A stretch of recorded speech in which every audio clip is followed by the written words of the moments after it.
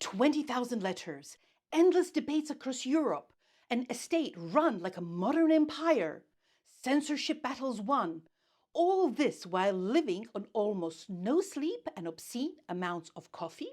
Today, we're stepping into Voltaire's insane work routine, a philosopher who basically built a civilization out of words. As Voltaire himself said, doubt is an uncomfortable state, but certainty is ridiculous. And he sustained it better than almost anyone in history. Voltaire, born François-Marie Arouet in 1694, was not just a philosopher. He was a one-man Enlightenment machine, a playwright, economist, historian, political agitator, millionaire, and eternal troublemaker. He was imprisoned in the Bastille for his words, exiled for his words, and celebrated across Europe also for his words. He once wrote, "I hate your ideas, but I would give my life so you can express them." And he lived that principle with a routine powered by discipline, defiance, and coffee. Voltaire would wake up between 5 and 7 a.m., often earlier in old age, and immediately went to work. Not after coffee, not after stretching, not after checking messages. No, he began writing in bed, sitting up with a wooden plank across his lap, ink and quills ready. He once joked, "The happiest of all lives is a busy solitude." He wrote for 3 to 5 hours straight, often without speaking to anyone. By sunrise, he'd already completed a day's work. Here is where Voltaire crosses into the realm of legend. Legend claims he drank 40 to 50 cups of coffee per day. Doctors warned him he was committing slow suicide. Voltaire is alleged to have replied, "Coffee is a slow poison. I have been drinking it for 70 years. Coffee wasn't just a beverage. It was the bloodstream of the Enlightenment. After writing in bed, he would finally get up, walk to the next room, and keep writing. Voltaire's mornings were a battlefield of ideas. He wrote plays, political arguments, philosophical treatises, satires, historical analysis, and letters.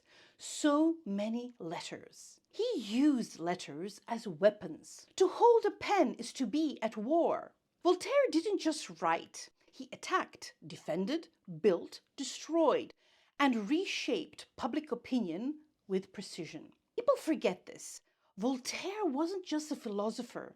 He was a financial genius. Around midday, he shifted from philosophy to business, running investments, managing estates, negotiating with bankers, and overseeing international publishing networks. He famously said, "Work spares us from 3 great evils: boredom, vice, and need."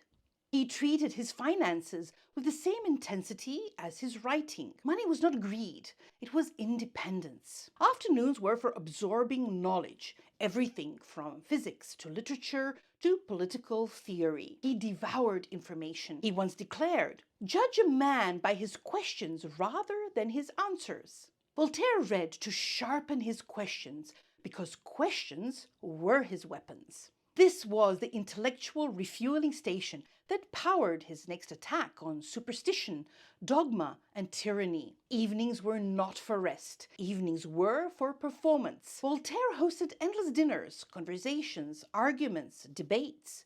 He tested ideas on living audiences, refined his comedic timing, sharpened his logic, and turned conversation into a form of live writing. He believed, "Let us read and let us dance. These 2 amusements will never do any harm to the world." At his table, ideas danced, and Europe listened. Late at night, he returned to his desk. More letters, more revisions, more attacks on fanaticism. He often wrote until 11 p.m. or midnight, slept 4 to 5 hours, and started over. He lived as if life was too interesting to waste. He once wrote, "We never live, we are always in the expectation of living." Voltaire refused to merely expect. He lived through work. What made Voltaire's routine truly insane was not one single habit, but the way all his habits fused into an unstoppable rhythm. He fueled himself with strong coffee several times a day, often far more than doctors thought safe. He slept only 4 or 5 hours at night, sometimes less, because he treated consciousness like precious territory. He believed life was meant for work, ideas, and argument, not for rest. Letters became his battlefield. Thousands of them sent across Europe, each one a carefully aimed missile designed to persuade, provoke, or dismantle an opponent. Reading was his oxygen, feeding his intellect with a steady stream of science, literature, and political theory, ensuring he never entered a debate unarmed. Even his evenings, lively dinners, fast-paced conversation, witty attacks were a form of intellectual testing, sharpening ideas in front of living audiences. And while others slept, he continued managing estates, handling investments, and running his affairs with the efficiency of a modern CEO. Through this relentless cycle, Voltaire fought daily battles for justice, tolerance, and reason. He produced lines that still strike like lightning today, such as, "Those who can make you believe absurdities can make you commit atrocities." Voltaire wasn't just productive, he was dangerous. And that was exactly the point. Voltaire teaches us that a great routine isn't about complexity, it's about constancy. We must cultivate our garden. So choose your work, choose your fight, and commit to it every day. If you want more insane routines like this, drop Voltaire in the comments, and don't forget to like, subscribe, and share. See you in the next video.